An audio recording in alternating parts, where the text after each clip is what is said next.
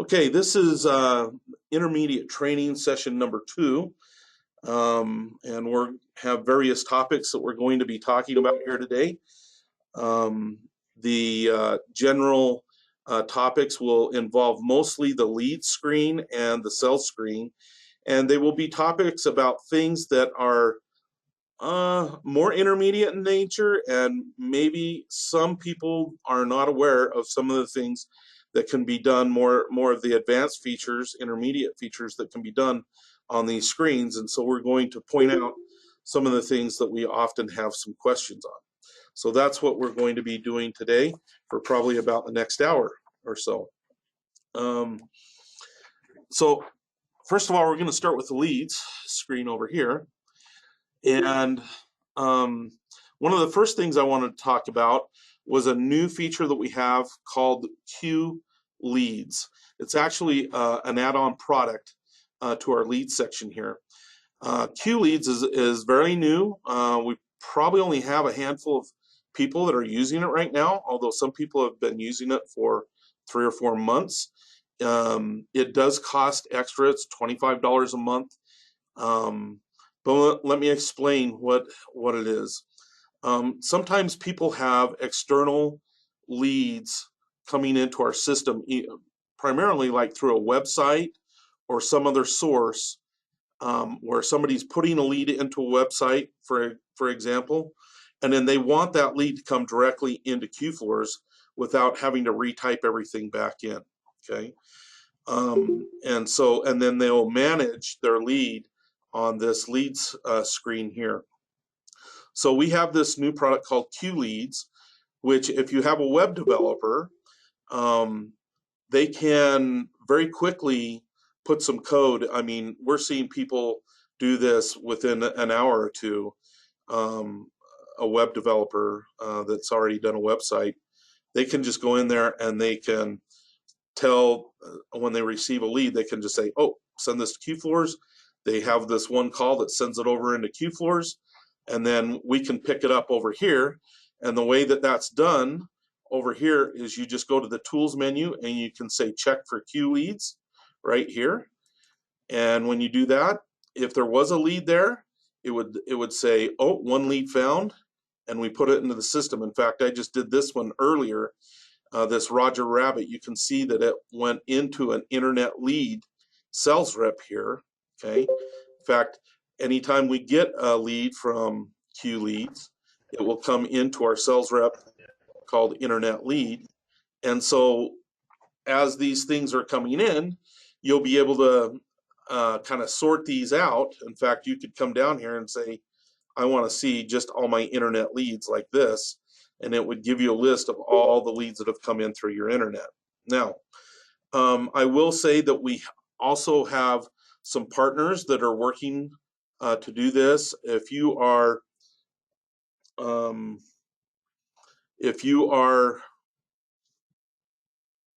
yep, sorry, I was just looking at my recording here.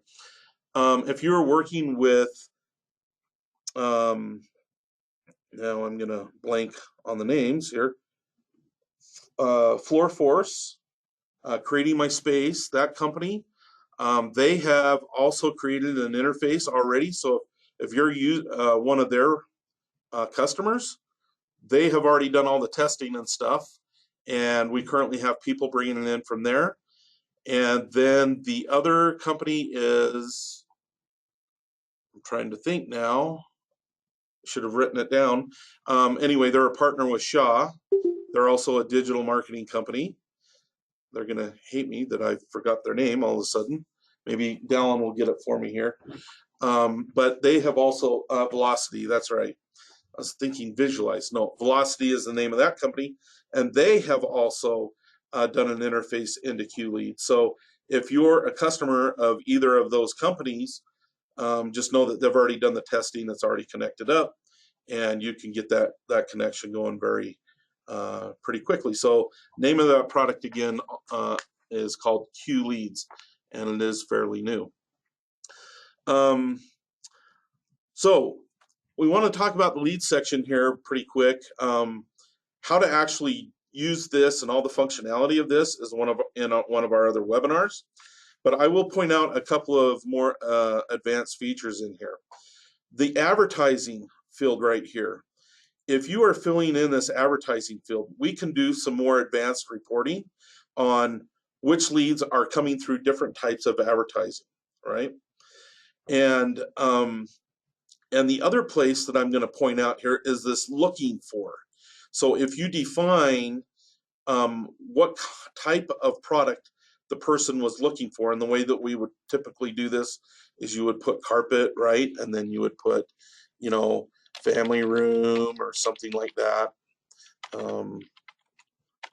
Hall, you know, bedroom, something like that. So if you put it in like that, and then down here you could put, you know, like carpet tile, like that, and then we just save this, right? So it's the advertising's coming from the billboard, and then they're looking. Whoop, I didn't save my carpet tile. Carpet tile. Oh. All right. So now I have these two things. I'm going to point these out because I'm going to show you how we can look at some reports now to see how we're gaining some statistics on how those things are recorded, right? So if I come over to my reports window and I look at what I call my lead stats report, okay? And I'm going to put in a big date range here so that I kind of capture everything. Okay, so you'll see in this report here, up here at the top, that all of a sudden at the top we're looking at our actual status of leads. So I have my won leads, my lost leads, my current leads, and my new leads. So where that corresponds is right over here. So I have my new leads column here. I have my current leads column here. And then my completed leads would be won or lost, right? So, well, actually, yeah, so they could be one of these two here. And so you can see the totals that as you're going across. So if it was a walk-in type, and here's the type right here. So it's walk-in, phone, internet, or other, right? And then you can see all the totals, 12 total, and this is how it's broken down, okay? Advertising, which I was just pointing out with the billboard over here now, you can see all the different types of advertising that are going on here. And then it would show you the won, the lost from all those types of advertising. So it adds all of those up, okay? And then if we get down a little bit further, you can see that we've got our looking for stuff coming up here. So now there is looking for right here, and you can see all the different things, and then it would total those up also for you, okay? So the thing about this report, maybe not so impressive like what it looks like here, but you can export this to Excel, and then you can do all different kinds of statistical analysis on these different types of things and the way that we've sorted them out, right? And so this is maybe something that you can consider. You can also do the export and everything by different locations, and obviously by employee too. Okay, so this is our lead stat report, and has to do with the fields that I already pointed out over here. We also have what's called the sales goals report.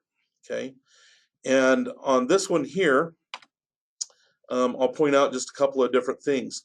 There are some goals right here, and maybe I should show you where to set up your goals. I'm going to come back over to my setup screen, and we are going to look at leads management here.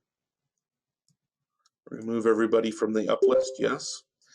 And so this is where I am setting up down here at the bottom the different goals for each of my salespeople, right?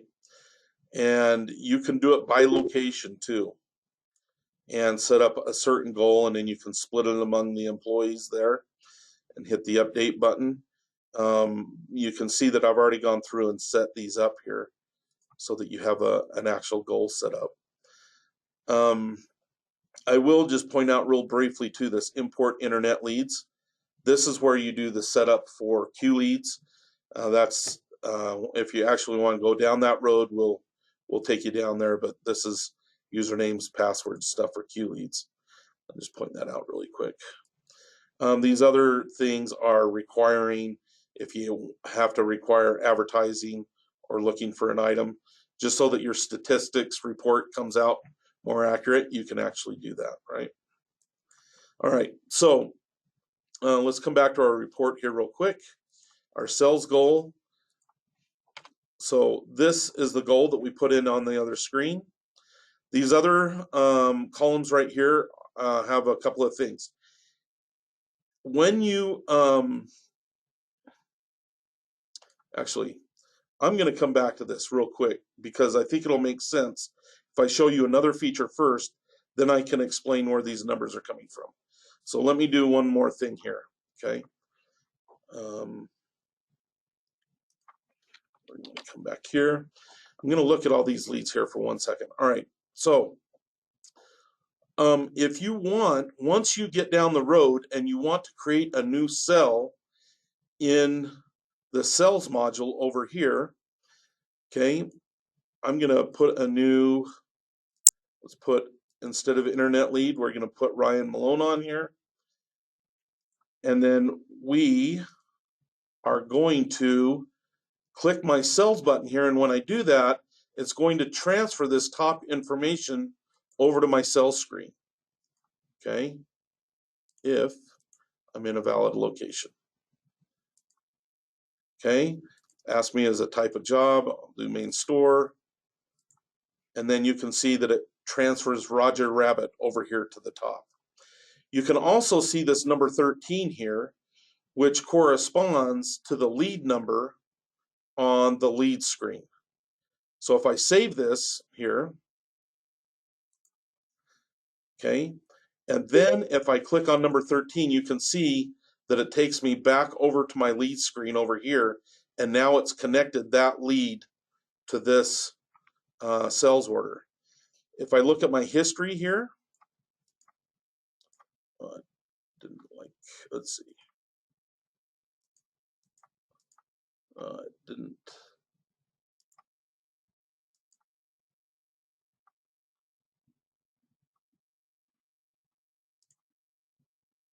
Well,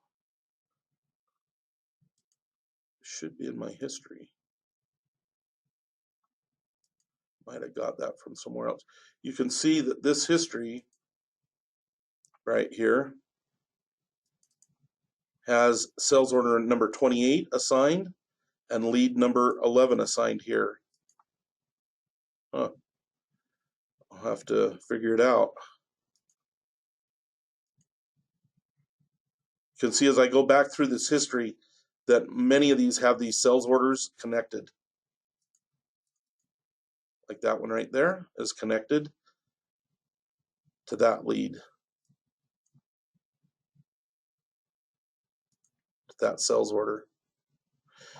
The other thing, and so the idea here is you're connecting your sales orders and your leads together. Huh.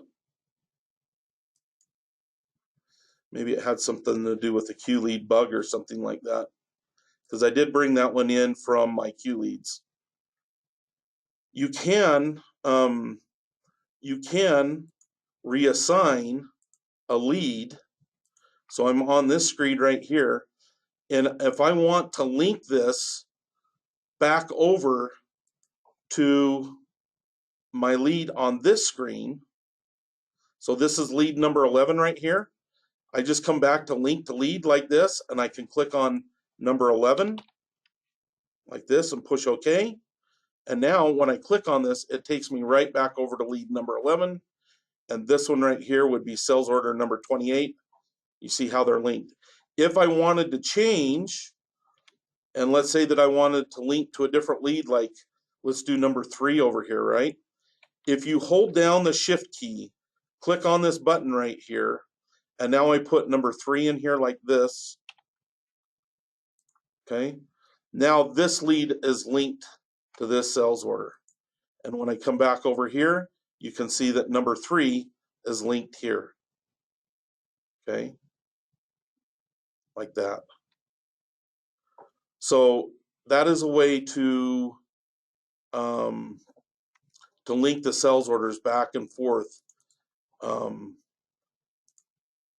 you can undo and redo these links as needed. Okay. Now, the reason I did that and wanted to show you the linkage is because when you come back over to the reports over here and come to your sales goals, okay, so this month to date sales right here, this column, when you link a lead to a sales order, like what we just did, and you create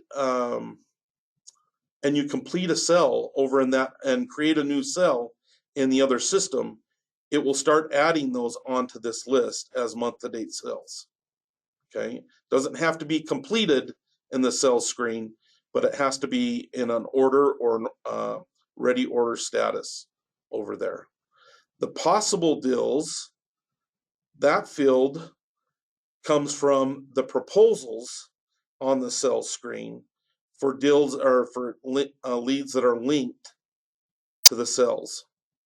Okay, so if you create a proposal that's linked to a lead, it'll show up here. As soon as that proposal is converted into a cell, it will move that number over to the month-to-date cells, and then you can just start to see where people are versus their sales goals, right? So it's doing month-to-date sales versus your sales goal. Okay.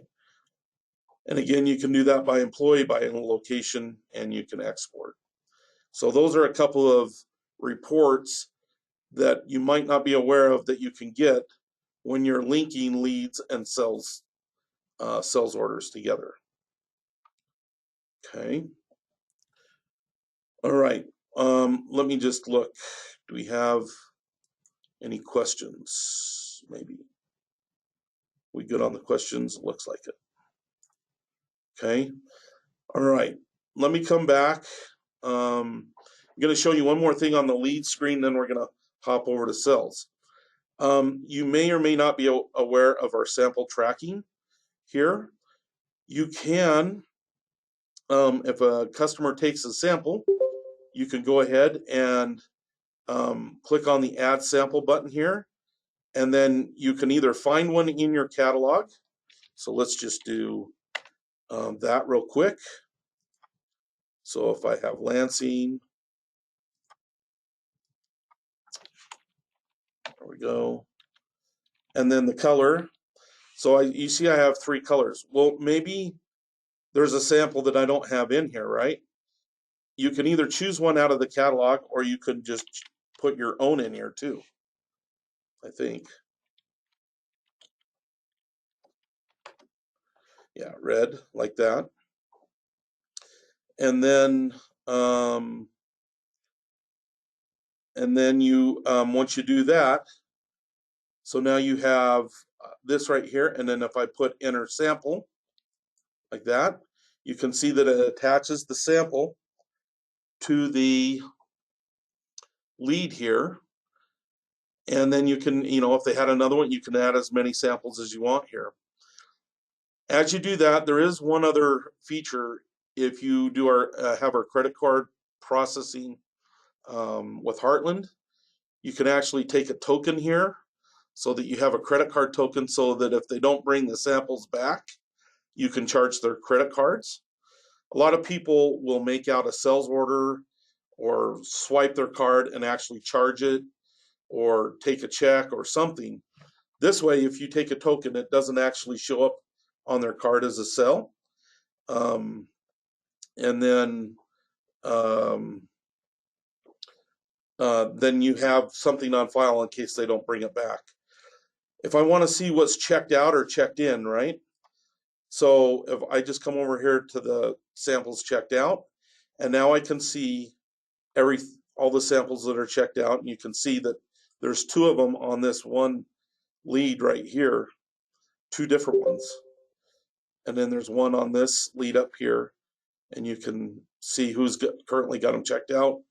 You can see the style names, the color names. You can sort by these fields over here too if you want. Okay. The other thing about this is you can see the ones that are in. So if somebody had a sample that was checked out, and you can see who brought it back. The way to check a sample in is you simply just go over here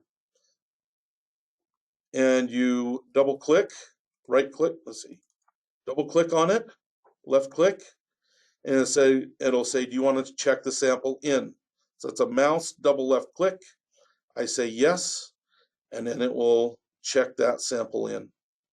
Okay, like that.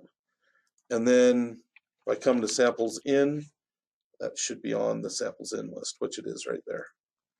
And it will show the date that you actually checked it back in. Okay. So actually that's the checkout date. This would be the check-in date right here underneath the color.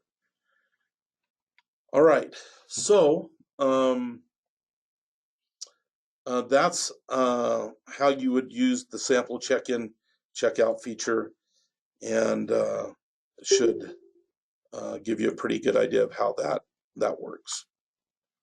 I saw a question come up about samples here.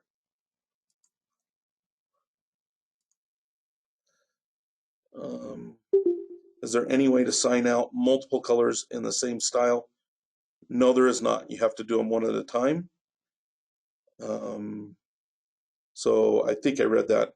Is there any way to sign out multiple colors in the same style without doing each one at a time? No, there is not a way. You have to do each color one at a time. Should every new customer be entered into the new lead screen, even if they are a repeat customer from our previous software? How you would manage leads and whether you should enter them in and all that kind of stuff, that's in our other webinars. So the whole strategy is about when to put a lead in, how to do a lead, how to track leads. All of that is kind of in the scope of another webinar. Is that one of the recent webinars we've done, Dallin? Can't remember, but there is a video I know on how to do that. Maybe we'll find that and post that, where you can get more detailed information on how to do leads.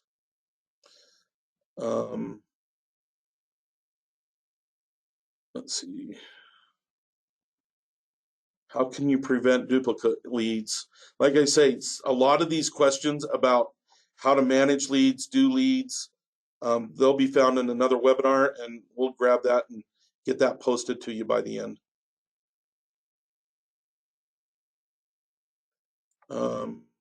So there's a suggestion on how to create, on how to, couldn't you just use a comma? So I think what somebody's saying there, instead of adding each one in, it's a good point. If you wanted, on the sample here, when you're entering it in, you could just put, if you didn't want to do one color per, you could just put red, comma, blue, comma, yellow, like this, and that would also work. Instead of putting one in for each color, you could put multiple colors here. Okay, it looks like Dallin just posted a link for all the more details about leads, right? So very good comment. Somebody just showed us how to do multiple colors in one, and that will work. Show again how to see the list of samples that are out. So basically you would just come down here to samples out right here, and then this would give you a whole list of all the samples that are currently checked out. So down here in the bottom left. Okay. All right. I think we will move on from this then. Thank you for your questions. All right, we're going to move over to the sales screen real quick. And like I said, this is not going to be a comprehensive how to use the sales screen. That's a different webinar. This is going to be features that people don't know a lot about that we're going to try to touch on here real quick.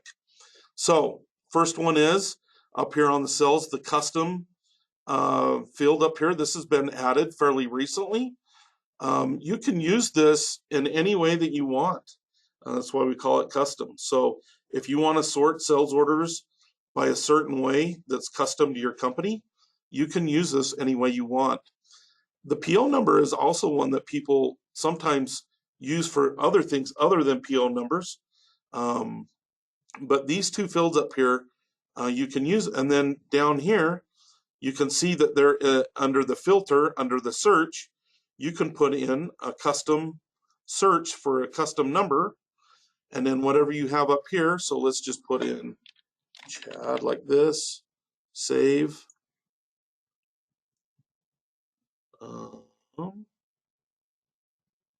I didn't. It's because I modified something on the lead screen, I think. Let's try this one right here.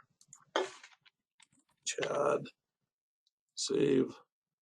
And if I come down here like that, you can see that in the custom, it brings up just that. So a lot of people use it for custom sorting, right? That's the custom field. Let's see. So our product search, if I think one thing that some people may not know about is under the style and the color, you can double click in either of these fields right here. And if you double click, it brings up the product search window right here. Okay. And inside of here, you can do a lot of things. This find feature down here, if you're looking for just an SKU number of some kind, you can put it in there, or a style name. You don't even need to know the exact name, right? So if I know that this is Aspen, or let's see, like this, well, let's just put PEN.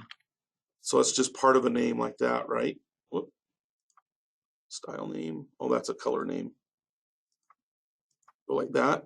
You can see I put in PEN, but it found the color Aspen that's already in here. So color names, style names, SKUs, it will find all that kind of stuff. Let me see if I just put in color name. Let's just put in, let's see. What if I put in EN like that? It'll bring up, see, it brings up more of a list here. Woven, Camden Oak, Aspen. Okay. And so then if I double click on one of these, it will fill in the product search here. And then I can come back to update invoice, and it will put that product right back here on my invoice, my sales order. All right. So there's a lot of finding features in here. You can also just, find it by manufacturer. So if you wanted, Mohawk like this, and then you could see all of the styles that go along with Mohawk and Mohawk only. So it will help you find things in here. Okay. The other thing that you should be aware of is that if you have a private style or a private color assigned to this product, those private styles will show up right here in this area right here. Okay. In fact, I could probably maybe find you one to show you. Let's see. Maybe I can't.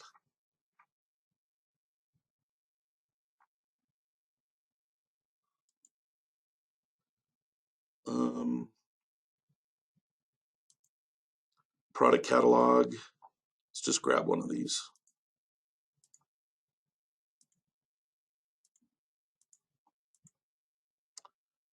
Let's see.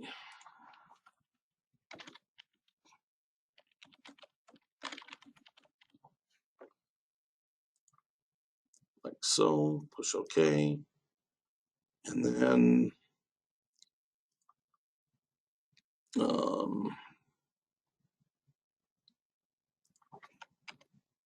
if I come down here, I'll show you this feature in a second. So this PS right here, the parentheses right there stand for private style. So if I click on that one right there, and then I double click, you can see that the legacy private name comes up right here, and the real name comes up here, and you got your private color here. Okay.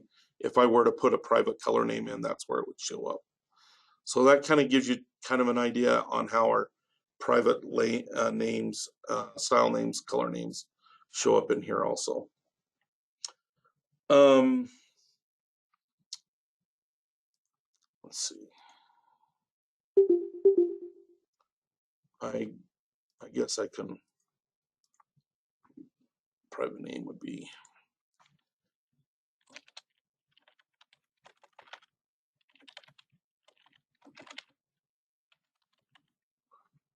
push OK. By the way, if you put any comments in here too,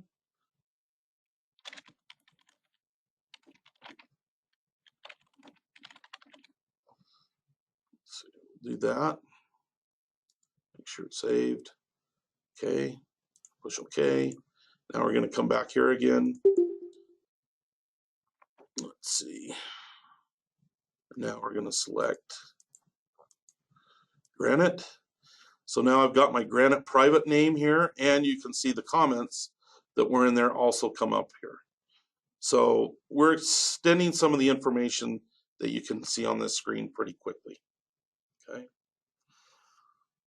All right. Let's come down to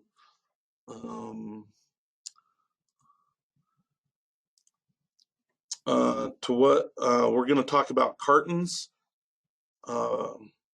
quantity per carton calculations, and piece per carton calculations. So if I come back to my product catalog, and I'm going to go to down here to Wetex, or let's see, yeah, Wetex. We're going to go to Town and Country Laminate here. I'm going to look at this real quick. So in here we have either the width or quantity per carton feature here, right? So if you want QFloors to automatically calculate the amount of cartons that it's going to take to do something without breaking a box, it's important that we have this. Now, if you're importing through B2B, this will automatically be put here most of the time. The vendors are giving it to us now. So this would be an important piece of information that we need if we're going to calculate up to the next full box. And we also have this pieces per carton feature right here, right? So I'll show you how pieces per carton and quantity per carton come into play when you're filling out a sales order on a product. So I'm going to come back over here to Town and Country. Okay, and then I'm going to select my top color here, which is traditional oak, like that. And then if I put in 300 square feet here, okay, you can see that it rounds up to the next box, which is 309 square feet. Okay, so you can see that that's 13 boxes, 23.8 square feet per box, and it rounds up. Okay, if I put 300 in again, it will take off the rounding up to the next box and give you the exact amount of square feet there. Okay, so the first time it will round up. The second time you do it, it puts in the exact number of square feet. I'm going to come down here and we're going to put in, and by the way, the number of pieces per box on traditional oak is 0. Kind of show you that. Wetex.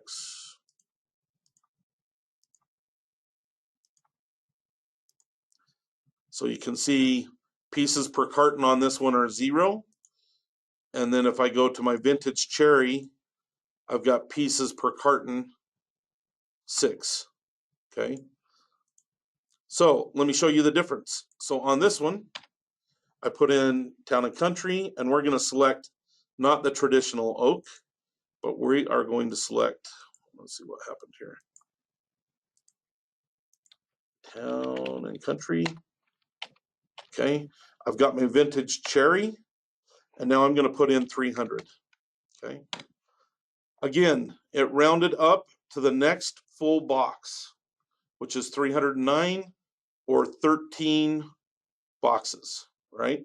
You'll notice there's a caret there now. So if I put in 300 again, this would be the second time. Now it goes to 301.466. That is because it's rounding it not to the nearest box now, but to the nearest piece.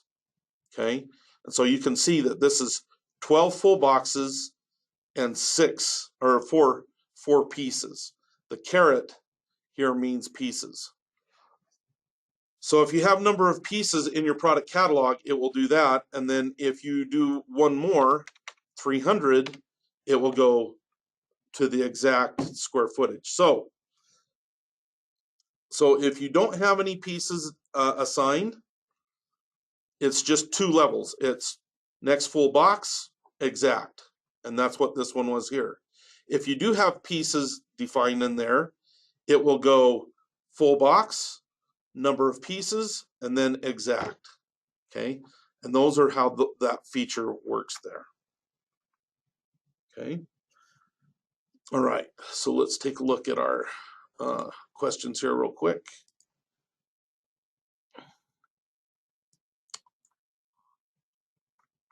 All right.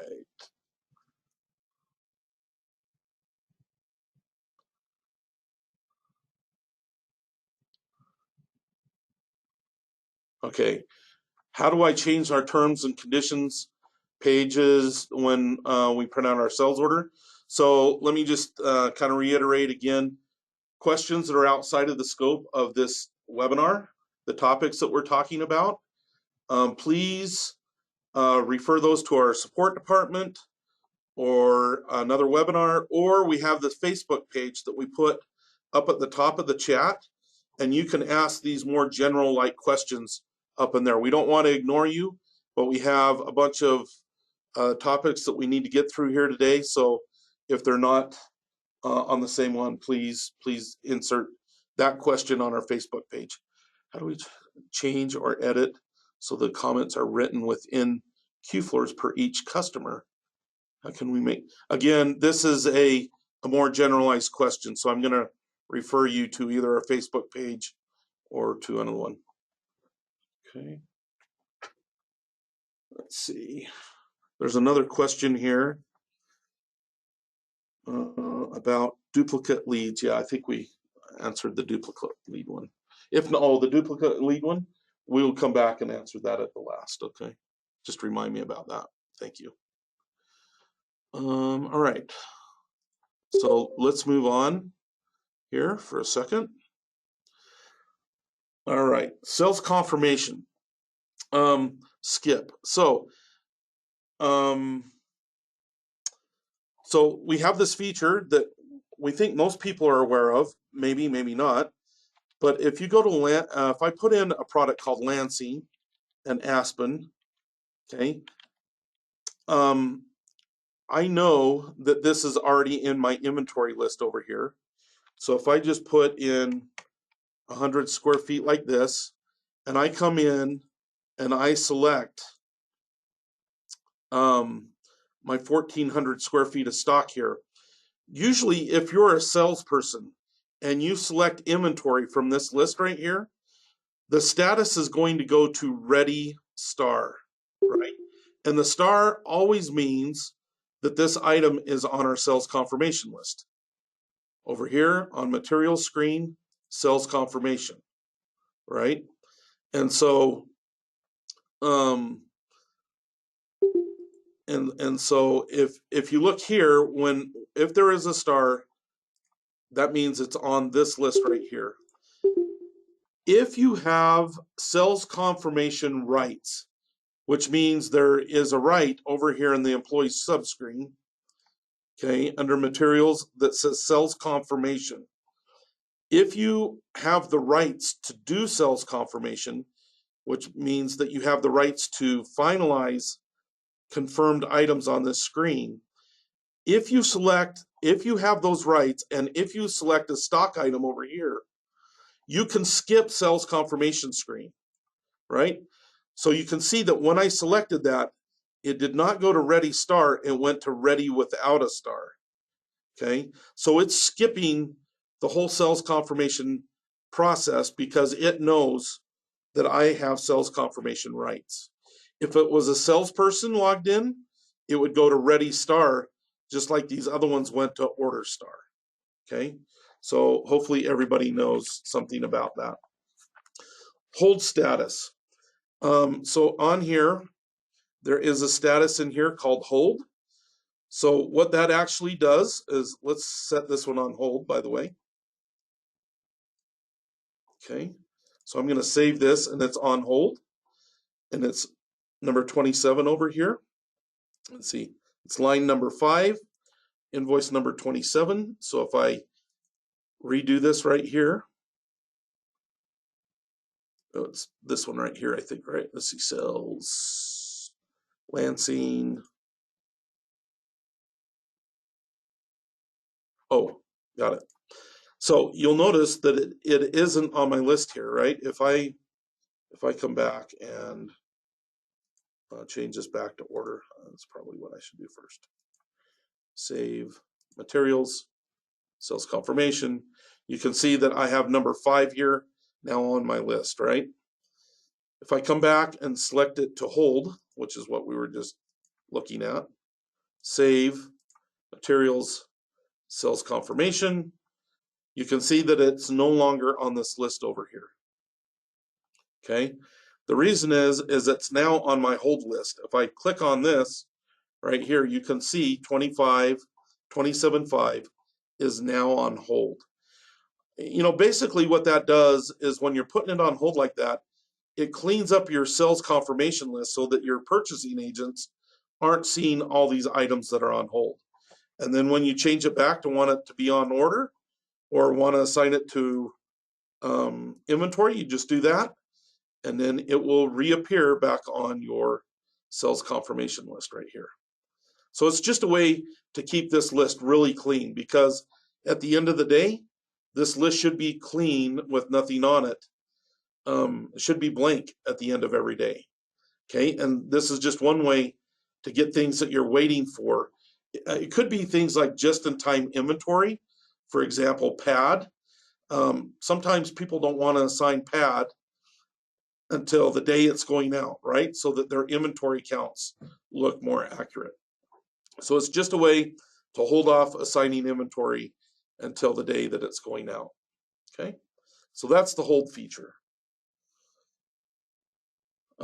Split stock assignments.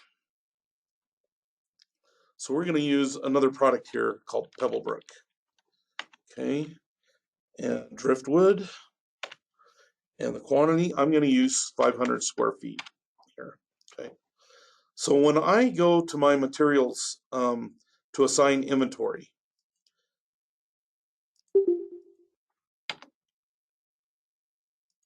did I get rid of my inventory? I may have. I thought I had inventory.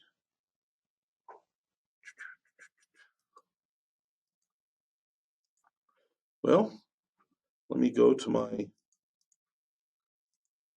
materials screen and let's find some stock here.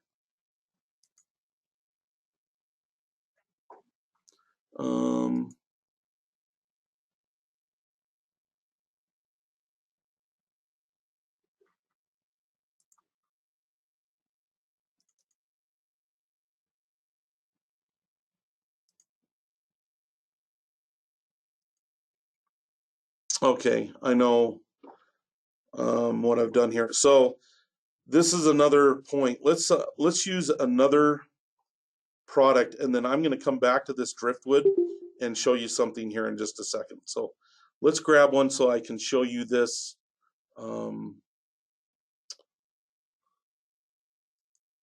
Manor Hall 79 egg white shell. So I can show you this. This is actually paint, but I think it will show us what we need here. There's 8. I'm trying to show you the split.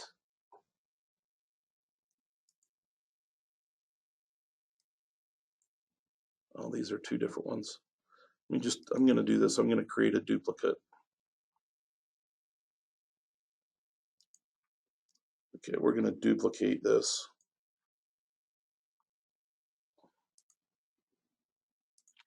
So let's put 3 in here.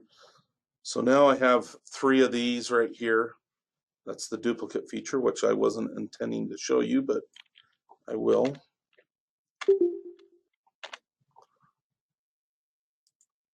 And then I'm going to do, all right. So WinSong, if I come back over here, let's clear this out. WinSong, and the color was Verde.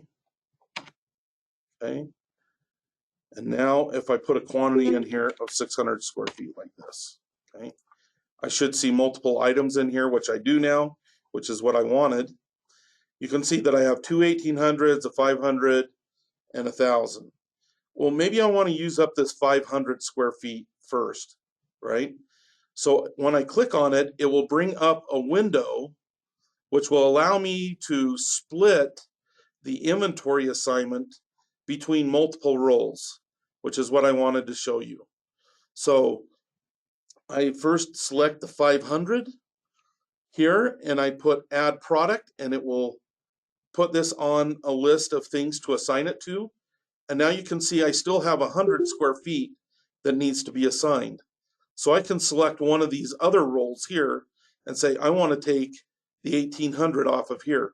By the way, if you had die lots in your system, you would also be able to see the die lots here and make sure that you, if it was important, that you are selecting from the same die lot, okay? So I just hit add product again. So I've got 500 from one roll, 100 square feet from another roll, and if I hit save, you can see that it comes back here and does split, okay? So now this is splitting between these 2 rolls, which is kind of a nice feature, right? Now my quantity is there.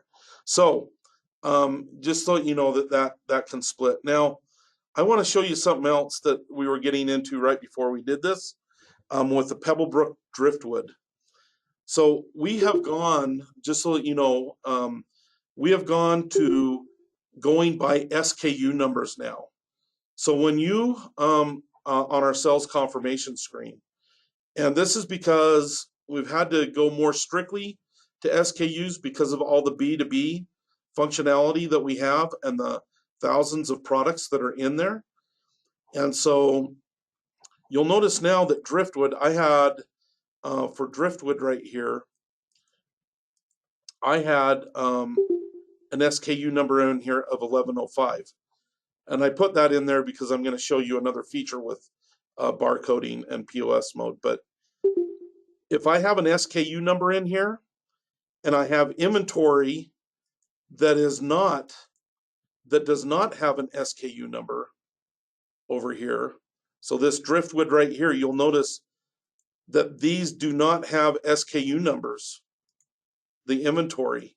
So it will not match. So on your sales order, if there is an SKU, and on your sales confirmation, or on your when you're trying to do sales confirmation, or when you're trying to look up inventory here, you can see it's not finding any inventory. That's because those do not have any SKU numbers. If I come back over here to my driftwood and I put an SKU of 1105 like this, okay, and come back to sales now and hit back into here, you can see that now that inventory is showing up, okay? So just be aware of that we are now going by SKU numbers on matching for inventory and for sales confirmation.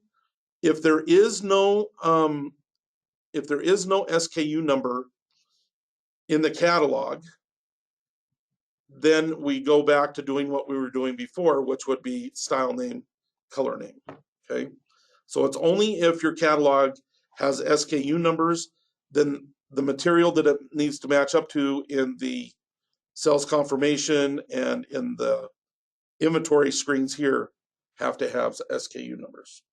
Okay, it's kind of an unintended feature that I explained, but I think it's important to know that. It's fairly recent, probably within the last 6 months.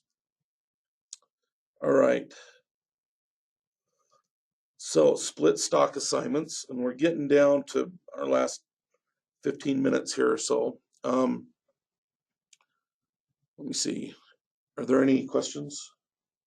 Did you see? Okay. Can you sort sales confirmation by next install date? You cannot do it by next install date. That is not a sorting option. So the question was, I guess I should say it out loud, on the sales confirmation screen over here, can you sort by this date column right here? And you, well, that the date that it's sorting by here is not the next install. So the question was, can you sort it by the next install date? The date that it's sorting by here is not next install. This is the next install date. The date that it's sorting by is the line date, the installation date that's actually on the line. So if we come back here, this is on invoice number 21-1 right here. This date that is right here, and you can also right click. It would be the date, the delivered date. Right click right here. This delivered date on the labor line right here, 12/20. That is the date that is coming up on this column right here. And that's the one that you can sort by. It's not by the next install date up here at the top. Okay. Let's see. The question was, let's see, why would we have a delivered date that hasn't been ordered or allocated yet? That's because some people, he's asking why we would have a date in there for an item that hasn't been ordered or allocated yet. That's because some people schedule their installations before they actually have the inventory or the special orders. Some people do it that way. You don't have to do it that way, but some people do it that way. Okay.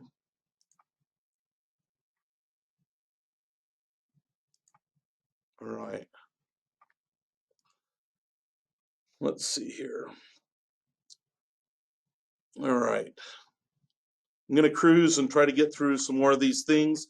And then if there's some more specific questions, we'll ask them at the end. I'm going to try to go a little bit faster here because our time's running short.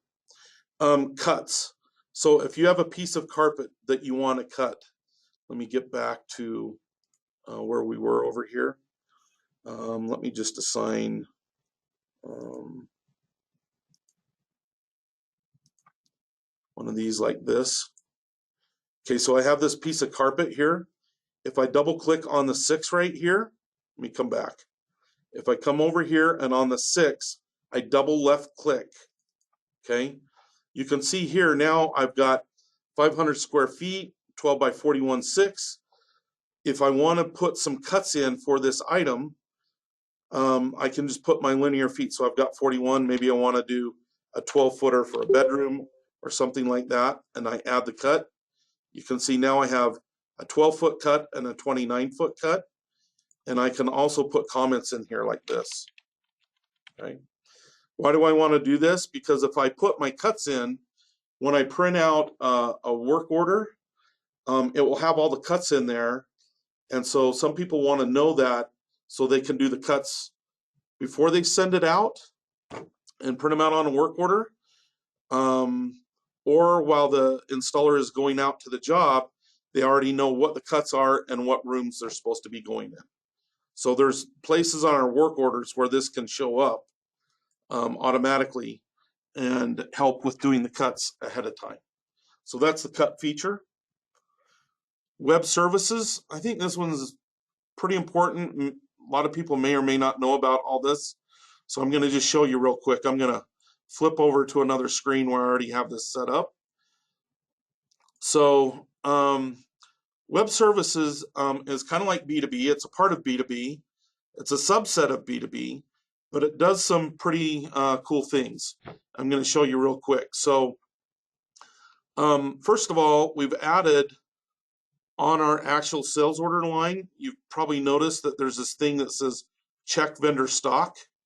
So if I click on that, it will go out and it will check to see if the vendor has the amount of inventory that I've specified on the sales order line.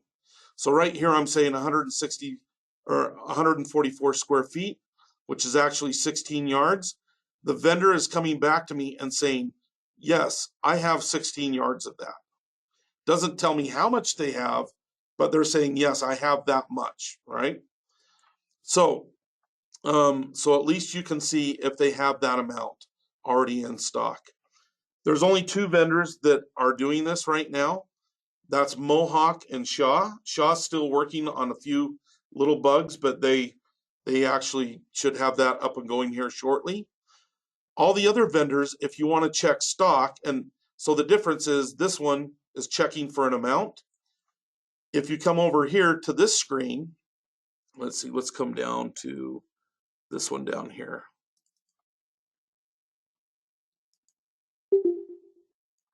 Okay, if I come down here and now I check stock here, okay, you can see that it's giving me the amount of inventory that it has.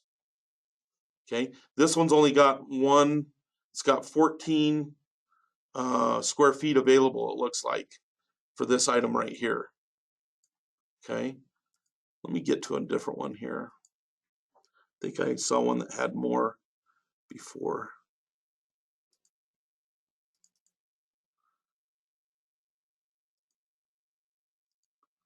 Check stock. This one's coming from Shaw, right? So you can see that I've got 239 square feet of this one. And then if I check my inventory, you can see that that 239 square feet is coming from all these different roles here. Okay. All right. So the difference here is that more vendors can do this check stock, check inventory, and then let me show you the related items here real quick. So this one's going to BPI, right? Check stock, check inventory. And now if I do related items here, this shows me all the trim pieces that go along with this item that I'm looking at. Okay, so if I want a T-molding like this, I could click on this, or I could do a quarter round also and hit create lines like this. Okay, and you can see that it puts those items down here on my sales order, the mold and the quarter round. And it couldn't find the SKU in my catalog. I've probably taken it out. But you can see that how it automatically adds those down here onto my sales order. And that's related items. So let me just show you this here one more time. The Mohawk and Shaw, Mohawk can only do the web service where you're requesting a certain amount. Okay, and Shaw can also do that. Mohawk cannot do the one where if you double click here and then go to check stock here, if you try doing that with Mohawk, it won't work. We already know that. Okay, they've chosen to only do the one where they're going to tell you, you're going to ask them, do you have this much? And they're going to tell you back yes or no. And that's how they've chosen to implement it. Shaw can do both. And then most companies doing B2B can do the one where they tell you how much. Most companies can do these here, okay? So that's web services. There's some other cool web services that are coming up in the future, but I'm going to have to move on right now for a second. Order status web service is coming out probably within the net by the end of the year. So that's one. And that's where you can just go over to the materials screen. Over here, there'll be a button that says status. You'll click on it and it will tell you where that item is in the ordering process. You don't have to call them anymore. So that's one of the next ones that's coming out. All right, let me go to POS mode. I'm gonna switch over to my other screen again. Let's see. Switch back over here. POS mode. So sometimes people want to check out with using barcode scanners, right? And they don't want to have to touch the keyboard very much. And so we have this thing called POS mode, which is specifically for barcoding. If you hit 3 forward slashes in the style field, it'll bring you up into what's called this POS mode, right? And then if you hit a SKU or a barcode like this, it will put that item automatically down into your sales order, okay? With a barcode or with a SKU number if you just type the SKU number in like I just did. And then if it's a roll item, you have to put in the quantity.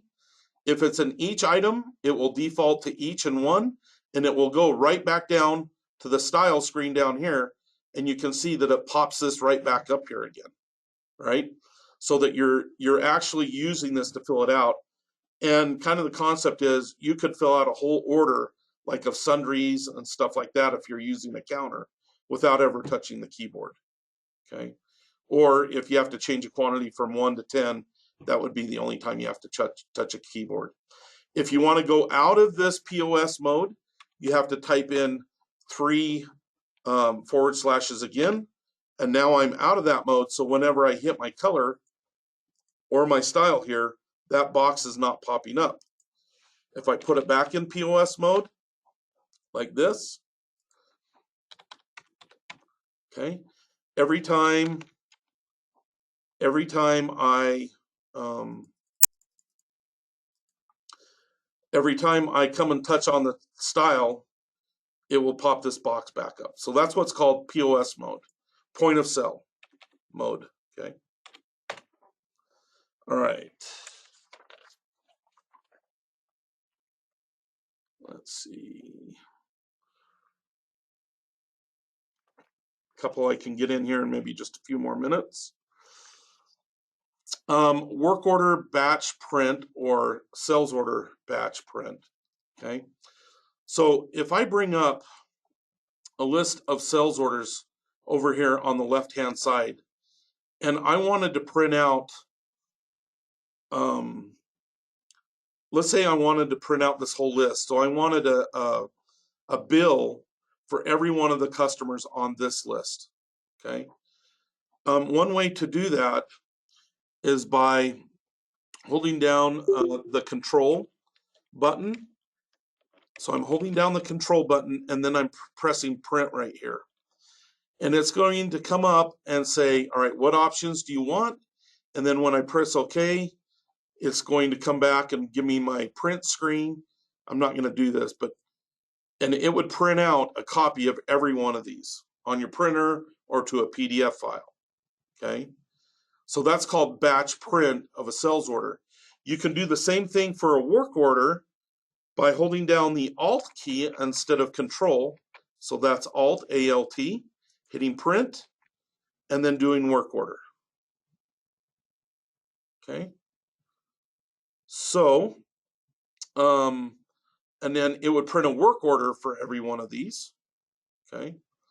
And so that's batch print of work order and batch print. Oops, I think I just hit OK, and so I think it's going to print somewhere. All right, well, I just got 20 pages of printing in there.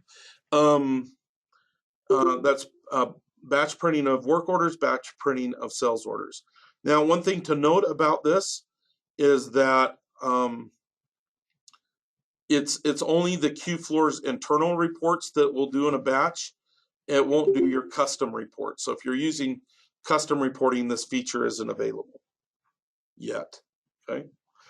Another kind of thing over here, I'm going to go to some, let me go to some completed orders right here.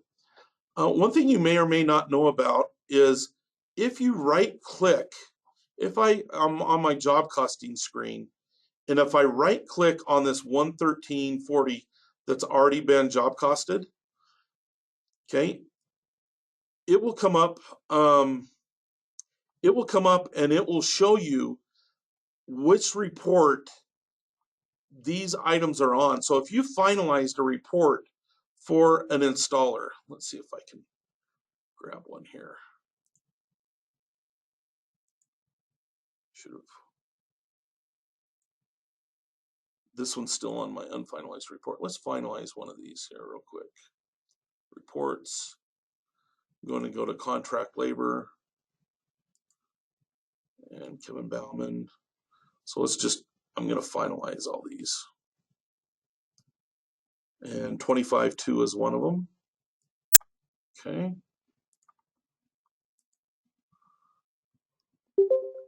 So we'll just do this one right here. I think Kevin Bauman, I think I just did this one. So you can see that when I right click on this, it shows which report that item was finalized on.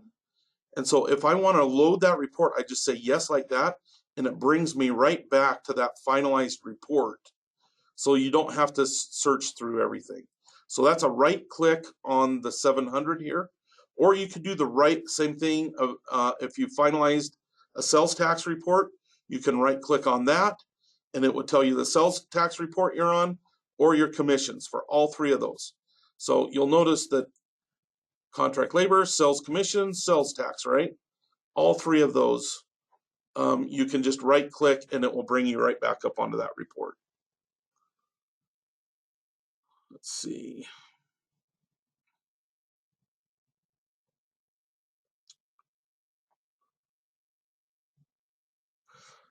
Okay, I think I'm going to do one last one here.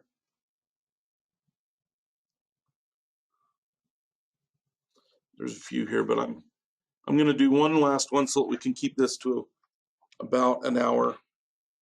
And that is, if you want to pay off, let's say that we had several sales orders and the customer gave us one check that they wanted to pay off one sales order. Okay.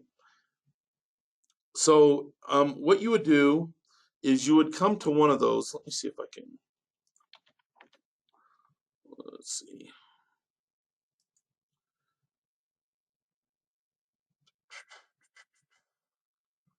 I'll work on this one here, this John Stockton. So if I hit my payments here like this, and then I come to all cells, okay? When I come in here, it'll give me a check amount. I know there's gotta be, let me do, I'm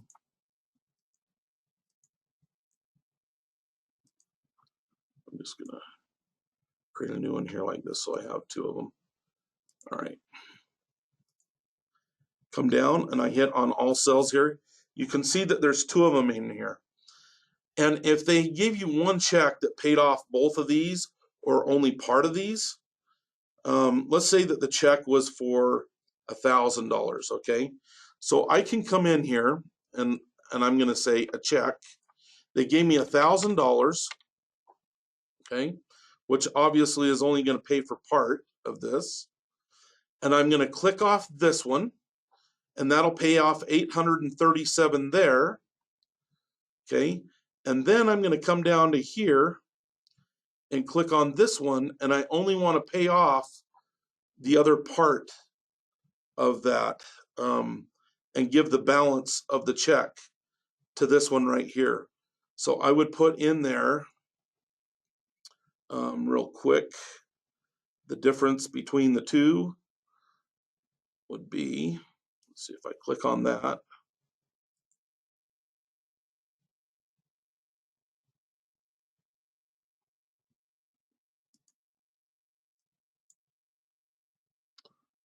Let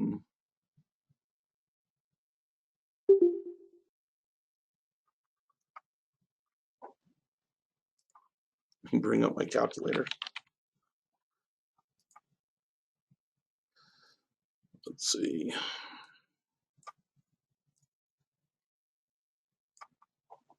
$837.58.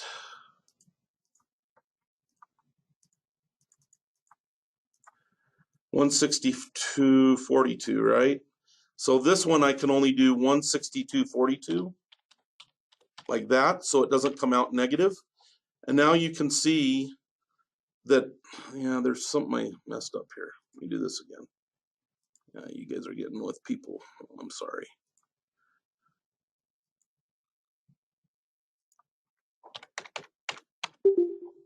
$1,000, and then I click off this. Oh, there it shows me my 162.42. I knew that I was doing something wrong. So if I come down here now and I do my 162.42 like this, right? Now it shows my remaining amount as 0. Okay. And now if I add my payments, it's going to add my 837 here and my 162 to this one, and it'll leave this other balance here. And I need to put a valid type in here. I can print a report if I want. And now it adds those two payments into those separate places. So you can see the 162 is on this one and the $1,000 is on the other one. Okay. And so that's how you would pay off two different invoices with one check. The other thing that you can do, just so that we're looking at here, let me create another one of these just real quick again.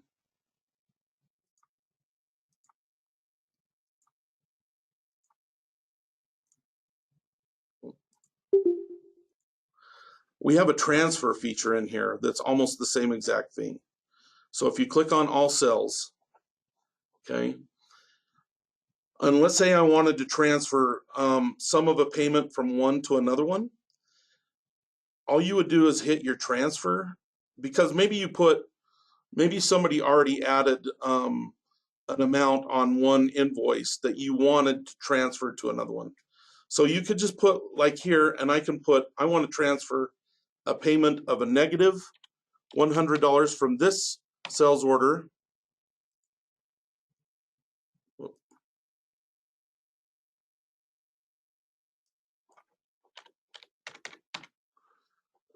You must select line. Negative 100. Like that.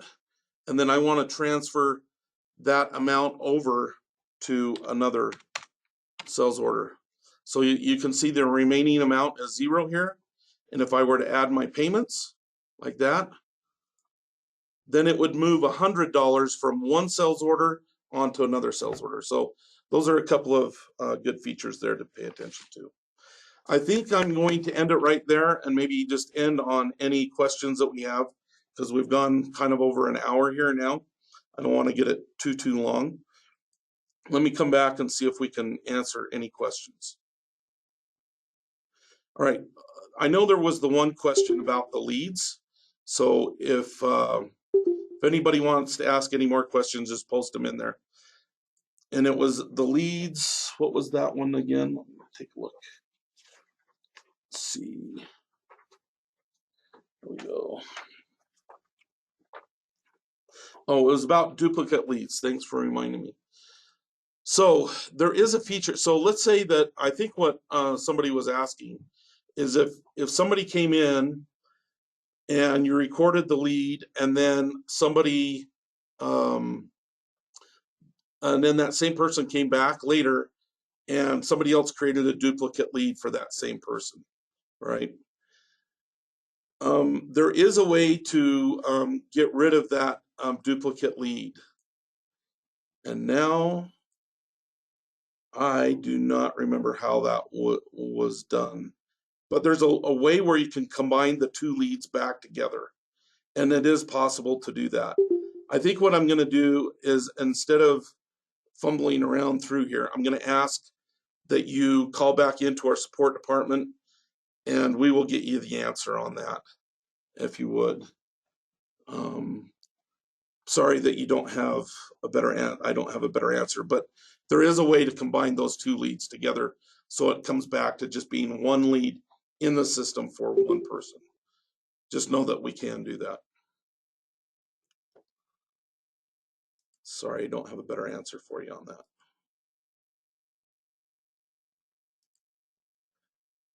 Okay.